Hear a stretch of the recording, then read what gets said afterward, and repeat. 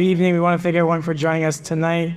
It's a very special shir. I want to thank all Simcha, of course, hosting tonight's shir, being such a place of Torah, Voda, Gemilah Chasadim in this place. The place should continue with Rabbi Chaim, Rabbi Alba, the Rabbanim, continue to be a place of Torah until the shul is moved to the Beit, transported to Yerushalayim and into the Beit HaMikdash. B'ezrat Hashem. Amen. We want to, of course, the entire event tonight is Li'ilui Nishmat in loving memory of Netaniel ben Istam Duftar, Neshama Shehav ben Aliyah. Amen. We have the great honor to hear from Rabbi Fischel Schachter Shlita. We'll hear from momentarily. Of course, it's being also presented by the Chazaq organization, and which organizes hundreds of events throughout the year to inspire thousands of people. And Chazaq's main focus is to inspire Jewish public school students, thousands of public school students, and we have after-school programs in 15 different locations to inspire these Jewish public school students. Since 2017, we have a special division called Public School Yeshiva Division, which has helped transfer over 1,400 children from public school to yeshiva. And as we know, we're right around the corner from the start of the new school year, so it's very important that everyone who knows someone who has a child in public school, whether it's a relative, a friend, coworker, if they want to read, we're talking about rebuilding the Beit HaMikdash, the Beit HaMikdash. So one way they definitely could do something about it is by caring about their fellow brothers and sisters, and definitely they should reach out. They shouldn't stand by idly. They should reach out to Chazaq, make sure that they're given a Jewish education, whether coming to an after-school program or helping them transfer to yeshiva. And of course, we want to give a big shout out to Rachman and to Shoshana Mastura, Rachmina, for the Zawalunov, I apologize. But of course, we have Shoshana over here, and we have all that for all the great work and for being such a great friend of Chazaq for many years. And to introduce Rabbi Schachter, I don't think he needs introduction. Of course, he's one of the biggest Magidei Shir in the world. His stories, and not just stories, but one of his books that it just came out recently. I think it's called, I forgot the exact title. Once Upon a Story. I forgot the exact title, but what it means is that the stories happen to all of us. But Rabbi Fischel Schachter, he gets seen through the lens of the Torah and seeing how we can learn from them, seeing the Yad Hashem in it. And of course, he's someone who is a Klal Yisrael. He's someone who lives for Klal Yisrael day and night. And we appreciate coming from Brooklyn and for being a friend of Chazaq for so many years. It's our great honor. Please stand for Rabbi Fischel Schachter. Okay, thank you very much, Rabbi. Very special to be here. The name of the book, by the way, is Did This Ever Happen to You? People always say to me, how come stories always happen to you? I said they happen to all of us. We just have to be able to see it. So I'll tell you an interesting thing, talking about stories that always happen to us, that this morning my wife had suggested that I send a gift to a family member for Shabbos that he stayed by. So I sent the gift, wherever it was, flowers or something, and was trying to speak to the person on the 800 number somewhere what to write on the card. And I had to spell it in English. And basically I wanted to write Roiv Nachas Mazel Tov, the ace from. So how do you spell Roiv Nachas? It took a while. And at one point, she says, so who's signing it? So I said, me. Now, my full Yiddish name is Yom Tov Lipa Fischel, which makes it kind of complicated. So, especially the Yom Tov part. Yom Tu, Yom Tau, I very often get papers, come and visit your native Korea, come and, like people don't quite get it 100% right. So I said, Fischel, do me a favor, but please spell Fischel correctly. And this person said, go ahead. I said, Fischel, F as in Frank, okay? I as in Isidore, S as in Sam, H as in Harold, and E as in Edward, L as in Lily, okay? And a while later, I get a call from these people that we were there for Shabbos. I said, by the way, we're trying to figure something out. We just got these flowers and chocolate with a strange card. I said, really? What does it say? It says whatever he tried to spell, Roiv Nachas and Mazel Tov, from Frank, Isidore, Sam, Harold, Edward, and Lily. I said, Rabbi Fischel, you see? I always said that I am, that schizophrenia, multiple personalities. So we just wrote out some of them, that's all. Okay? So very often in life, that's really what we're doing. We confuse the parable with reality. There was a famous Maggid, great orator in Yerushalayim. His name was Rabbi Fischel Schachter. Rabbi Fischel used to speak every Tuesday night in the Shtibelach in Meah Sha'arim, and we're going back here to the 40s, and he showed up, and it was in the middle of a real heat wave, but as bad as it gets. And in those days, the word air conditioner did not exist in Yerushalayim. Even the refrigerator didn't exist. And he showed up, and everyone said, don't go out. People on Mamish were told to stay home. It was really sakanat nefashot to walk home. And Rabbi Fischel said, no, this is my job. This is why I'm down here in this world. And wearing his kapata and his hat and his long white beard, and he trumped in the heat and came over there. And when he came in, not too much of a surprise, okay, nobody was there. It was just impossible to walk on the street. And Rabbi Fischel walked up to the bima and said, look, Hashem, my job is to speak. The people you provide. I do my job, you do yours. Now, mind you, we're not talking about it was recorded for Torah anytime. It was not being recorded for Chazaq. There were no recordings. There were no nothing. There were big record players with those big horns that come out, and that didn't exist in Yerushalayim. But he just said, this was his mahalach in life. I do mine. None of my business whether it succeeds or not. I'm doing what I have to do. And he closed his eyes, and he just went off on his real fiery speech. Meanwhile, this kid is roaming the streets. Why is he roaming the streets? Precisely for the reason that nobody else was roaming the streets. He thought it would be a good day to pick things off, be able to get away with stealing things. And he's like holding his shirt over his back, and he walks in and he hears some kind of a thunderous noise coming out of the shul. And he says, this is fascinating. Who's speaking there? And he looks in, and he has to hold himself back from bursting into laughter. This is insane. This guy's either a madman, or he suffered a heat stroke, or like, what in the world?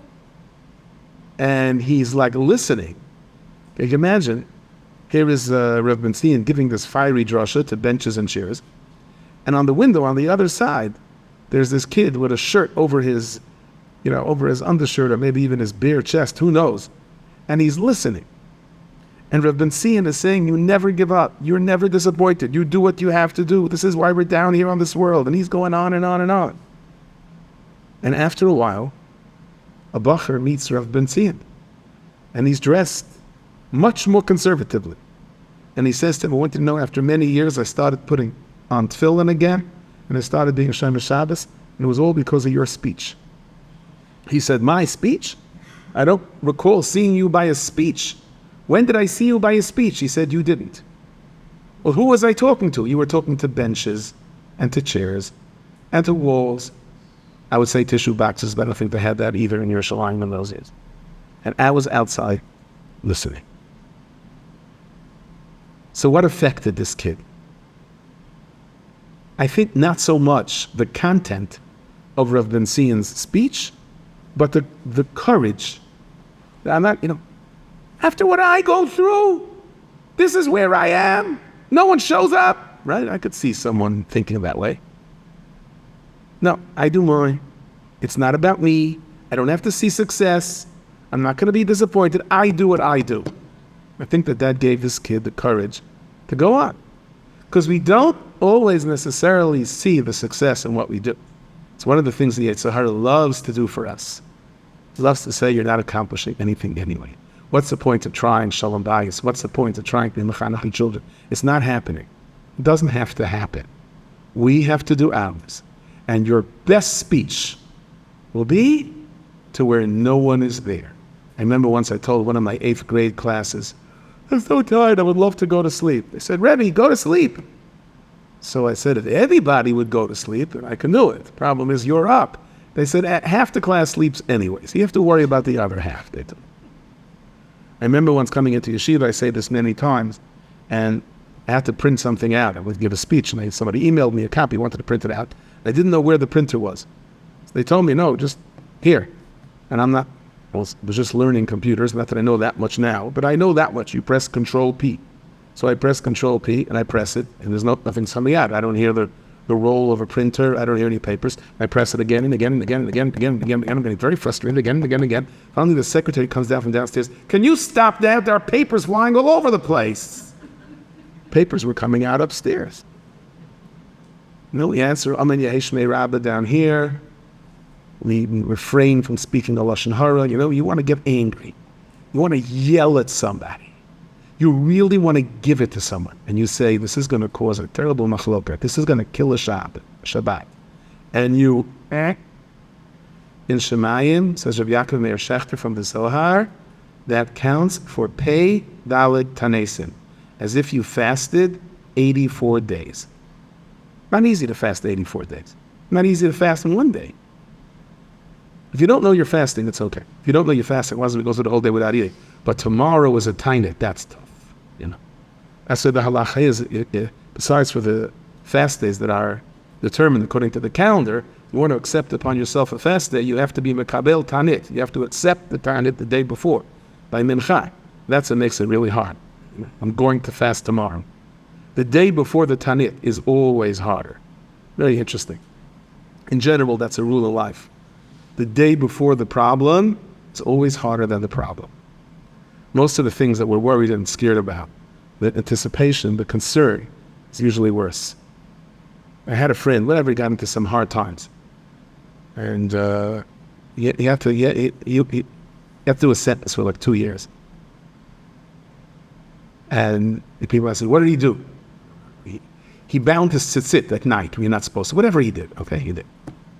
And I came to visit him, and it was not an easy time that he had it. I asked him, what was your most difficult period? So the most difficult period was until he got there. His experience in prison was, I don't have the words for how difficult it was. He said it was nothing compared to the fear of it. Once he was there, he was there. Hashem should protect us all. Once something happens, the situation is there. If someone told me the fear of a surgery, chas v'shalom, again, Shem yishmerein.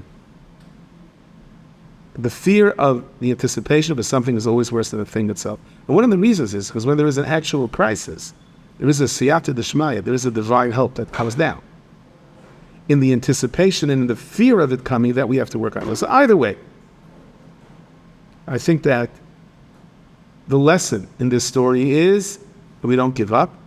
The lesson in the story is we don't say, look, it doesn't help anyway. Look, so-and-so did it and it didn't help.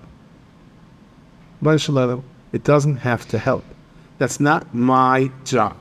My job is to do, and whatever happens, happens. So there was a Rav in the square, not the Rebbe, he was the Rav, Pascal the Shilas.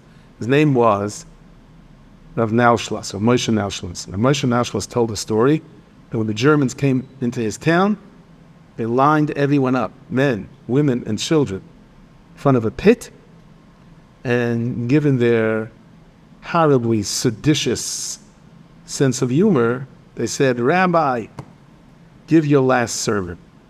But we Germans are very respectful. You will only murder everyone after you finish your sermon. And he started. Everyone said, what are you doing? What are you doing? Just humoring them? We're just being fodder for their laughter? And he just kept going. And he would say, it says in Tehillim, and he would recite the entire Tehillim. It says in Pirkei Avot, they were laughing, and this is like 3-4 hours, He's going on, and finally at one point, 7 hours into his speech, someone taps him in the back and says, turn around. And he turned around, and you see the uniforms of the SS were laying on there, and they were nowhere to be found. Somebody came running and said that the Yankees are around the corner, the Americans are coming. And they didn't want to be caught, in the middle of murdering innocent people by the Americans, and they dropped their guns, slipped out of their uniforms, and disappeared into the forest. So they said to Rav Nauschlas, the courage to go on for 7 hours. He said, where in the world did you get the information that the Americans are around the corner? Because obviously you wouldn't be able to talk for 6 weeks, He said, I have no information that the Americans are illegal. But I also said to myself, what's the point? We're going to be killed anyway. And then I said, whether we're going to be killed or not, that is not my responsibility. Hashem is going to ask me if I tried. My job is to try. My job is to do what I can do. I said, I'm going to do what I can do. You're right, you're doing it sarcastically, you're doing it seditiously. But guess what? As much as you all say this, the reality of the matter is, you said you're not going to kill anyone as long as I'm speaking. So I'm not stopping to speak. I'm just not going to do it. Similar story by the Brisker Rav. They once came to him and said that there's a soldier, a Jewish soldier, that was caught deserting and he's going to be shot. And he has a right for a rabbi to read him his last rites. And it was Yom Kippur. The Brisker Rav said, no, I'm not going. What do you mean you're not going? He says, you're telling me as long as I don't read him his last rites, you can't shoot him. So by me going him, I'm releasing the go button for you to kill him. Now, I'm not allowed to do it. They said, and they was telling the Rav, what are you doing? What are you doing? You're going to kill all of us. This is war. This is Russia. He said, no. He said, not to allow someone to be killed is one of the 3 cardinal sins that a person has to give up his life. Let them kill me. They said, come on, you read him the last rites, I will shoot him without leaving him. Right now, they're not going to shoot him unless I read him. I'm not doing it. And this went on for an hour, and after they threatened him, they're going to kill the entire community. Suddenly some general came along and said, hey, wrong guy. And the Brisker said, listen, I didn't know what's going to be. I just do what I have to do. And this is something, you live in a society, especially Western culture, advertising, insurance companies.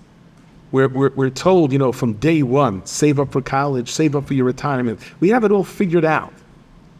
And when it turns out that our life is not panning out according to schedule, the way Waze or Google Maps says, we're lost. Why was your grandfather happier? In the good old days, when he drove up to the country, we had maps, and I folded maps, and I made mistakes, and we went the wrong way. And he left him, and he left upstate the next year anyway. But I knew the roads. Now I don't know the roads, because I'm just relying on this monkey see, monkey do, telling me what to do. The idea, if you're going to live in yesterday, and you're going to worry about tomorrow, you have no today.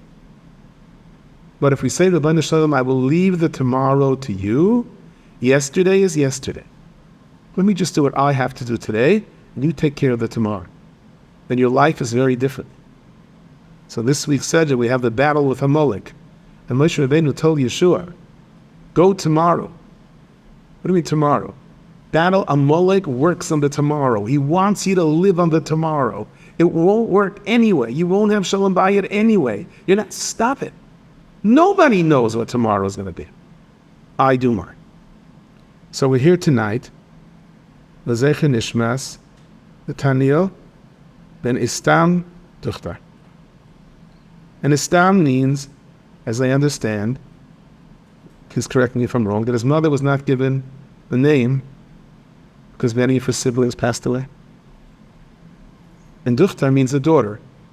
Like we figured out beforehand, daughter is actually spelled D-A-U-G-H-T-E-R. In its original word, it was Duchter. So Nathaniel was born under difficult circumstances. And he lived his short life. I live for today. Because tomorrow is in the hands of Borei Olam anyway. Nathaniel pressed buttons of chesed. He pressed buttons of emunah, even though he didn't see the papers being printed. Didn't have to. So my father, Zechron Livracha, grew up in a little town called Sokolov, where they had chickens and goats and cows. There was no traffic light. And when he came to New York, it was a little bit of a culture shock. And he had never, ever seen an elevator. Never saw an elevator. And he saw this machine. Very strange. The doors opened up. He saw a little boy trotting in. The doors closed. A few seconds later, the doors opened up and this old man walked out. He said, I'm not going into this machine. I don't know what this does to me. Okay? Zachariah Wallerstein, Zachariah Racha, used to always say this mashal. It's his favorite mashal, I think, because it embodied really what he stood for. What our message is tonight. that a king once said, whoever climbs this mountain and scales it to the top gets his daughter the princess. And a bunch of people tried. And you have to do it within X amount of time. And a bunch of people tried, but it was impossible to scale the mountain. You couldn't get to the top. It was impossible. It was a straight wall, and you definitely couldn't do it in the time frame that the king did. And most people just gave up. What, am I nuts? And one guy kept going. They said, you have like 30 seconds left. What are you doing? He keeps trying. And suddenly, out of nowhere, this elevator door opens up, super fast elevator, zips him up to the top in time. And they came running to the king, and they said, wait a second, this isn't fair.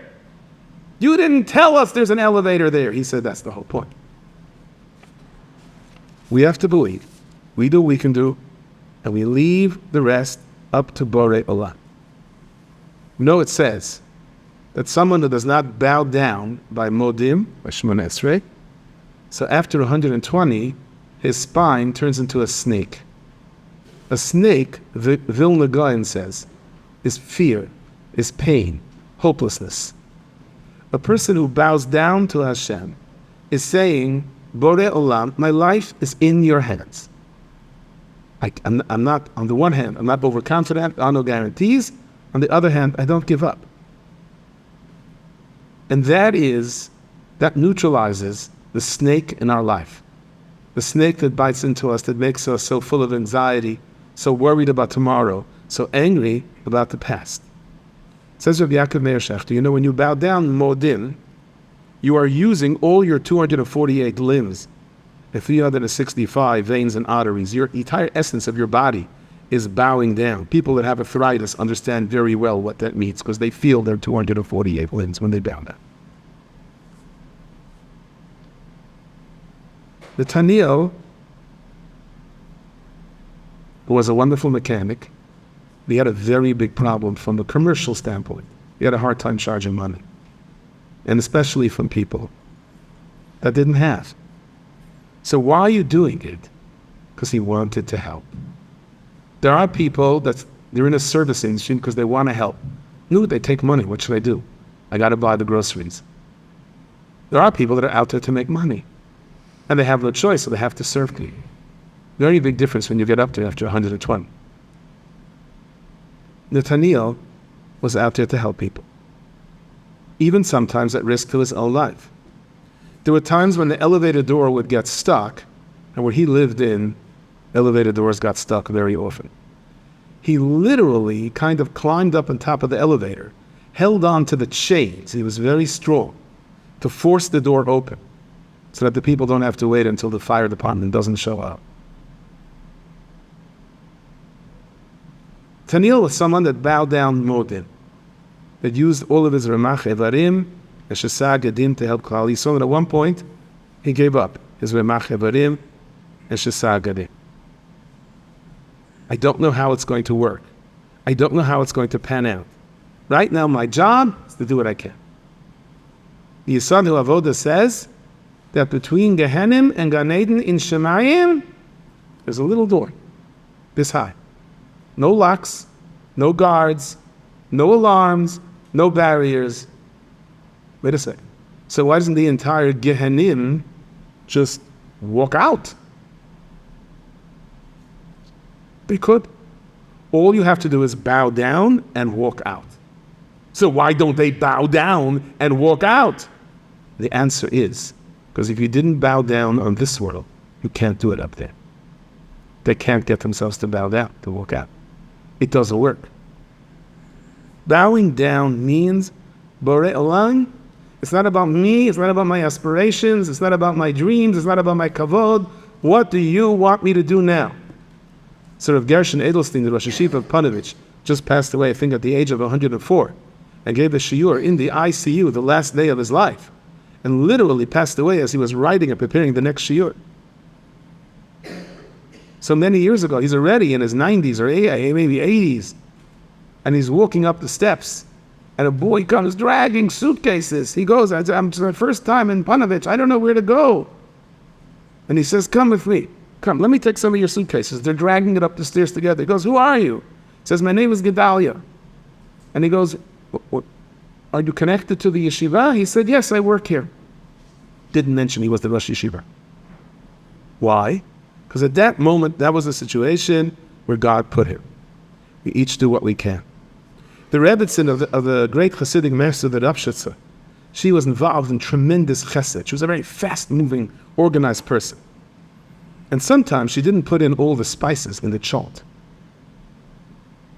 So the great Rebbe of Rapshitz used to turn to his right, turn to his left, take the pot of chalt, take out some of the spices, fill it up, and then he would disappear. And once he put in really a lot, it's good.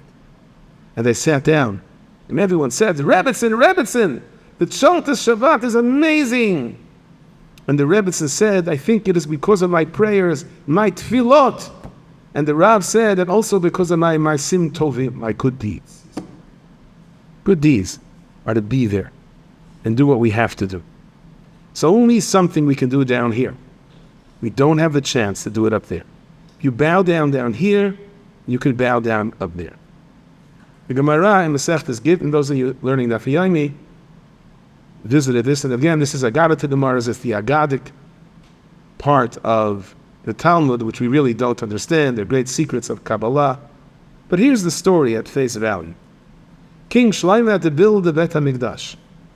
He had a tough assignment, because one is not allowed to use a saw to cut. How do you build without sawing or cutting? If anyone lives next to a construction site, you know what the sound of a saw is, right? How do you build without sawing, without cutting? One of the reasons you can't build without sawing, because metal cuts into the life of person, in the base of Bet HaMikdash represented life. There had to be a natural positioning. So Shlomo told that there is a worm called the shamir worm. And this shamir worm, whatever you put it on, splits into two. I always wondered how you pick it up, right? And you can use this worm. You draw a line, it follows the line, kind of a laser cutting. You don't even see it. Where do you get this worm? So Shlomo HaMelech was told that Ashmedai, who was the king of the Shadim, call it ghosts, call it those that are like part neshama, part body. Ashmedai is the king of the Shadim, he has it. So Shlomo HaMelech sent his able-bodied assistant, he was also his Rosh Sanhedrin, his name was Binyahu ben Yehoyada. You may know that the Ben Ish Chai is named after Ben Ish Chai, was one of the names for Binyahu ben Yehoyada. Binyahu ben Yehoyada was Shlomo HaMelech's main general, his Rosh Sanhedrin. Reb Chaim Vital, the greatest Talmud of the Arizal, once came into the Arizal jumped up and stood up for him. And he looked around, who are you standing up for? He said, you know who just walked in with you? Who?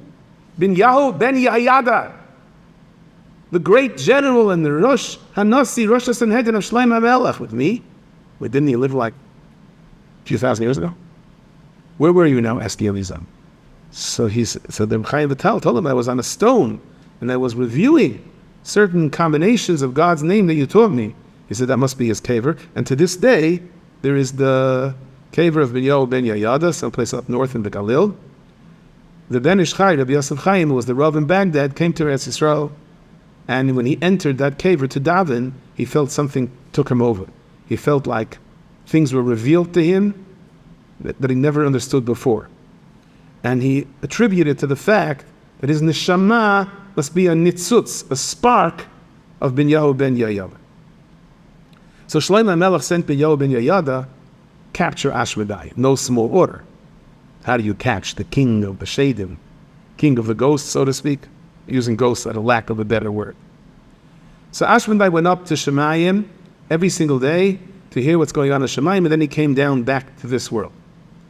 The Maharal explains that Ashmedai is something between a malach and a person, and therefore he draws both from this world and from up there simultaneously. Unlike a person that has a neshama that is fixated in the body, in the guf. And again, this means, Aloric says, we don't exactly know what it means, but he has a well that he drinks his water from. And the well is sealed. And Binyahu knew that he cannot break the seal. If he breaks the seal, the plan won't work. And the well was on a mountain. So Binyahu dug a hole from on top, dug a hole from on bottom. The water drained. Then he stuffed it up from on bottom. Poured in wine.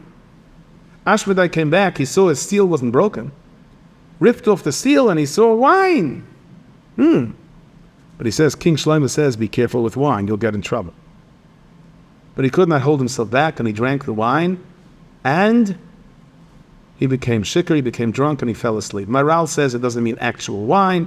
It means Shlomo Melech revealed to him certain aspects of Gan Eden, certain aspects of Kiddushah that he could not handle. Whatever the case was, Binyahu ben Yehoyada went and wrapped him in a chain, and he could have broken a chain, but Binyahu put God's name on the chain, Shem Avaya. When Ashmedai woke up, he said, you break the chain, you break God's name. And he was trapped. And he took him, he took his prisoner. And he scraped against the tree came crashing down. And he was walking toward the house of a widow, as she realized her house is in danger, and she begged, and he tried to swerve around it, and he broke a bone. And he lamented the fact, Loshen Raka, if you're soft, to Shaber Gorim. He passed by a wedding, everybody was so joyful and jubilant, he began to cry. He helped a sightless person back on the road. He also helped a drunk back on the road. He passed by a man that asked the shoemaker, make me a pair of shoes that lasts for 70 years. And Ashmedai laughed. They passed by some kind of a kishuf maker, someone who was engaged in kishuf and witchcraft. And he was trying to create something, and Ashmedai laughed. We'll still see what these things mean, or at least how the Gemara explains it. And finally, when he engages Shlomo, Ashmedai says, what do you want from me? You're king of the entire world. What do you need me for? And Shlomo said, I need you to tell me where the shamir is. So eventually he tells him that he doesn't have it. Some other Shadim have it, and they say they don't have it. They entrusted it to a type of bird, and this bird flies around, and when this bird sees potential of civilization, the bird brings this worm, puts it down on the mountain cracks open, there's civilization over there. And this bird would never tell anyone where it is, out of fear that if it falls into the hands of the wrong people, they could destroy the world with it. So Binyahu went, tracked the bird, found the bird's little chicks, little baby birds in the nest, and Binyahu went and took a sheet of glass and put it over the nest. When the bird appeared, it could not get to its babies. Its maternal instincts overrided any of its security concerns. It brought the shamir worm to open up the glass, and Binyahu grabbed it. It says, the Gemara says that the bird took its own life out of concern and out of a kind of feeling, what did I do? And now it fell into the hands of man. I once heard an explanation, I don't have a very good source for it, but it's food for thought, that what is atomic, what is atom bombs, what are hydrogen bombs? It's really splitting the atom. Is that what the Gemara really means? That this worm splits? And that's why the bird, whatever it represents, was crying that it fell into the hands of man? You don't know. Leave it up to your own imagination. Binyahu asks Ashmedai, what's happening over here? Why did you cry by that wedding? Why did you cry by the wedding? Somebody came over to me at one of my weddings and said that I was marrying off my children and said, you're a Baal Simcha. Give me a bracha. I said, I'm a Baal Chov. Okay, go to my wife. She's the Baalat Simcha. Why were you crying? So he said, because this Chatan is going to pass away, and he has a young brother, and the Kala will not be able to get married for another 13 years until the brother is old enough to give either Chalitza or Yivul. Why did you laugh when the man asked for shoes that's going to last for so many years? He said the man's not going to live another 7 days. He's worried about his shoes that are going to last for 70 years. Why did you laugh when we passed this person engaged in witchcraft and he was trying to get something going? He said he was trying to create gold. But he doesn't know that his property is over a palace of a king that once died, and he owns all the gold in the world. He just doesn't know that it's there. But what is the meaning that he swerved around the house of the widow? So others explain he couldn't bend. Ashmedai could not say, okay, I'm now not the king of the ghosts. Let me have mercy on this widow. He couldn't change his being. That he couldn't. That only a human being could do. He couldn't relinquish his power. He can only try to go against it. Now, King Shlomo, for his part, one day came out to Ashmedai and said, I don't see your greatness. He said, well, take off my chain, I'll show you. You would think Shlomo, the wisest man in the world, wouldn't have fallen for it. But he did, because God wanted it that way. Ashmedai lifted one wing to heaven, one wing down to earth, showed his connection between the heavens and down here on this earth, and he threw Shlomo HaMelech 400 parseas away. He was so far away from Yerushalayim that as he tried to make his return trek, he asked someone, where is Jerusalem? Where is Yerushalayim? And they said, Yeru, what? Never heard of it. So the Gemara says it took him, I think, 7 years to come back. There is a dispute between Rav and Shmuel. One man, the Amr, says at that point he was king only over his stick. The other one says he was king over his tunic, over his hat. Chazaq Rebbe says, what does the Gemara mean, king over his stick? The Gemara means, you would think Shlomo said, what did I do? Why did I send off Ashmedai as soon as he gave me the worm to build the Beit HaMikdash? Why did I have to challenge him that way? Shlomo should have gone into a terrible depression. Now I'm so far away from Jerusalem, no one even knows where Jerusalem is. Shlomo said, a second ago, I had the world at my fingertips. Shlomo Melech was king of the world, king of all the animals, king of all the chayot, the behemot, king of the shadim, king of everything. And now all I have is my stick. Shlomo did not give up.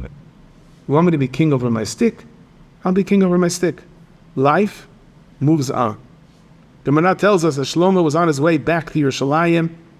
Gemara tells us one story where he met a fabulously wealthy person who gave him a lavish steak dinner, best wines, and the man smiled. So King Shlomo has to come to me for a meal. And Shlomo was nauseated and said he never felt so sad in his life. And he came to a house of a poor couple. All they had was some hay and some milk. And they recognized him. They gave him the milk. They said, we feel so bad for you. We wish we can give you more. Please, may Hashem help you make it back to Yerushalayim. He never said he never had a more lavish meal than that milk. Upstairs in Shemayim, our Olam Haba depends on how we create lavish or lack of such down here on this world. And that couple that was nice to him brought Shlomo back to Yerushalayim, and really the continuity of the descendants that leads to Mashiach is in their schus. So he's back. It wasn't easy. When Shlomo does return to Yerushalayim, he realizes Ashmedai had assumed his kuf and lived as the king. So how does he come now and say he's the king? There is a king.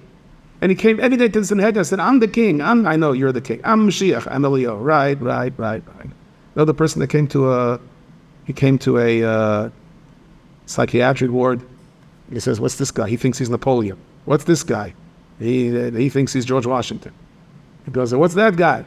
He says, that guy, he thinks he's Mashiach. He says, how do you know he's not Mashiach? He says, I should know. I'm Eliyahu Hanavi, right? Okay, I wouldn't. Until the Chachamim said that if Shlomo Melech was indeed insane, usually an insane person comes up with a different story. One day he's Napoleon, the next day he's, I don't know who he is. But every day the same thing, and they went to check it out. And Ben Yehoyada, after a long story, the Gemara tells us that he approached the king, quickly lifted his cloak, and they saw his feet. His feet were like the feet of a chicken, a rooster. Well, Ashmedai can assume the feeling of man cannot change his feet. Very interesting. Den Ish Chai says, our feet are what touch the ground. And we were created from the ground. We have an animal instinct. Really, left to our own vices, you shouldn't be here tonight for a shear. There are a lot of more entertaining things to do. Why are you here? Because you have the ability to allow your neshama to dictate where your guf is going. Ashmedai cannot do that. He cannot break away from his feet that are standing on the ground. The Kohanim in the Beit HaMikdash walked without shoes. And that represented, says Maharal, the idea that they could be attached to the ground. Instead of being dragged into the ground, they dragged the ground up. Near where the Chafetz Chaim lived, there was an old man who was a Mikubal. He was one of the hidden tzaddikim of the Dar, but he said strange things, basically to get everyone to run away from him. And once the Chafetz Chaim sent two people to get a blessing from him. And he would yell at you, but they knew he would yell. He goes, what does your rabbi want from me? A blessing. Tell him he should walk around dragging stones barefoot. That's a nice blessing. They came back, and he said, what did he say? He says, Rabbi, you don't want to know what he said. I want to know what he said. And he said, tell me what he said. He said you should walk around barefoot carrying stones. Chafetz Chaim closed his eyes. He said, wish half would be true. What? You don't realize his bracha. Chafetz Chaim was a Kohen. He said, he gave me a bracha, I should be the Kohen Gadol carrying stones on my chest. I should walk around barefoot. He said, I don't need to be Kohen Gadol. I want to be who I am. Gemara says that how can you tell in the Masechta Shabbat who a person is? A king rides a horse, a free man rides a donkey. Bar Inish is a person that wears shoes. What does that mean? Says the Malbim in this week's Sedra, how would you define the difference between a person and an animal? A person can talk. There are birds that can talk. There are parrots that can talk. Know the story of the guy that walked into a pet shop? Says, I want to buy a parrot, but I want a smart parrot. Here's a parrot. How much does that cost? $15,000. Why so much? He knows Shas Bal Peh. He knows Gemara Bal Peh. Whoa. What about that parrot? $30,000. What's with him? He knows Gemara. He knows Tanakh. He knows Yerushalmi. He knows Babli. He knows Chumash. Whoa. What about that guy up there? $150,000. What does he know? We don't know. But these two call him Rebbe. This is risky. There are animals that are very smart, that are cunning, that can figure out their way from one side of the world to the other. What is a man? A man is someone who wears shoes. What does shoes mean? Shoes means that the Yetzer Hara wants to drive him into the ground. It's over. You have no hope. You will never get your life together. But he says, no, starting again. I will never give up. I will do what I have to do today and let God take care of the tomorrow. That is a person. That is the greatest Mesirat Nefesh we could possibly have. So there is a cab driver that comes to the Rav and says, I retired. Mazel Tov. Says, I have a confession to make. I used to rob my passengers. How? I played around with the meter. It ran faster than it was supposed to. It was a tourist from America. I took a long route to rack up more shekels or dollars. When they saw on the meter 100 shekel, I said, per person. I know because these things happen to me. There was a cab driver said, my customers, they have no hakarat tov for me, no gratitude. And I go the extra mile for them. So he came to the rabbi, he said, over the years, I stole and now I'm retiring, and I'm very worried. What should I do? So the rabbi, I want to give up on life. There's no hope for me. He said, how much money do you think you stole? He said, I think I stole about 50,000 shekel. Well, he says, the Gemara says that if you stole from people and you don't know how to return the money, you should do tzarchei rabim. Provide some type of public service, and God will orchestrate that somebody you took money from will benefit from that, and as a result, you will have a tikkun. And he told him the Shla Kodesh says that a good way, if you're scared that you stole from people, you don't know how to return it, buy sifarim for the Beit Midrash. And therefore, if either they or one of their people that their ears were learned from those sifarim, you will have a tikkun. So he went. He was really determined to have a tikkun. So what did he do? He spent 50,000 shekel, and he bought sifarim for a brand new shul. They were so excited they couldn't imagine. And he came one day and he went, oops, there was a big sign. This is the nedava, nediv lev, ratzon of an unbelievable person. That out of the goodness of his heart, he said, not the goodness of his heart, because I'm a thief and I want to pay it back. No. So he ran to the rabbi. They say, where I come from, they say, some people, they want this chut. They want their name on a building, a shul. Some people would rather have a building on their name without any. So he came to the rabbi, he says, I told him to take off the sign. It's ruining it. He said, you keep the sign up. What do you mean the sign says I'm a great donor? I'm not a great donor. I'm a thief and trying to pay it back. What does the sign say? The sign says, Nediv Lev, a person with a good heart. He says, if you didn't have a good heart, you wouldn't try to pay it back. You would give up.